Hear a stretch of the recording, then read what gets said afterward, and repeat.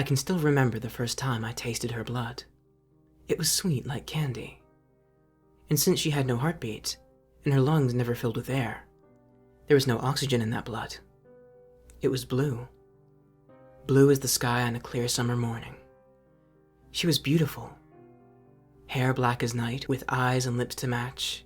A goth girl in black and gray corsets, with torn fishnets and shiny leather boots.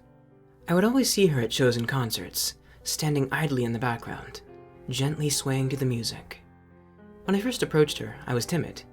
She was just so gorgeous, and how could I, this lonely music geek, possibly even talk to this beautiful dark goddess? But she was nice and sweet to me, her eyes lighting up as I awkwardly made my way to her. "Hey, I've seen you around," she said, and we naturally fell into a conversation about music. She knew everything about every genre of music. Jazz, classical, swing, blues, rockabilly, punk, all of it.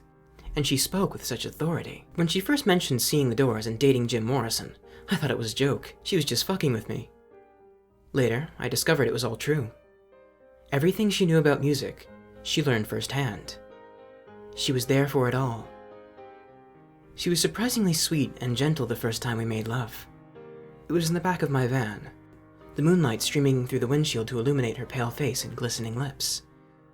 She fed off of me, took me to the brink, but stopped. "You are a music lover too.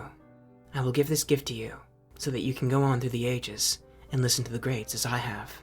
That is when she opened her neck with razor-sharp fingernails and let me feast on that sweet blue blood of hers. For a week, we were inseparable.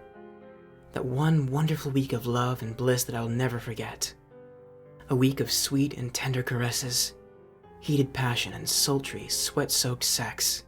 A week of biting and gnawing and bloodletting and feasting and music. Always there was music in the background, and the stories of that music. She told me about her times with Charlie Parker, with Carl Perkins, Johnny Thunder, Elvis, Kurt Cobain. Then one morning, I woke in the cheap motel room we had rented, and I was alone. She was gone. I never saw her again, and sometimes the loneliness is unbearable.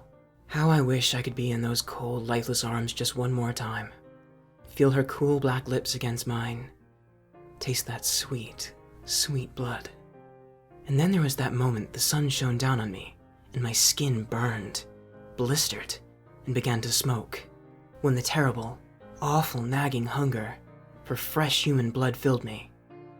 In that moment, everything became clear. I knew I could never go back.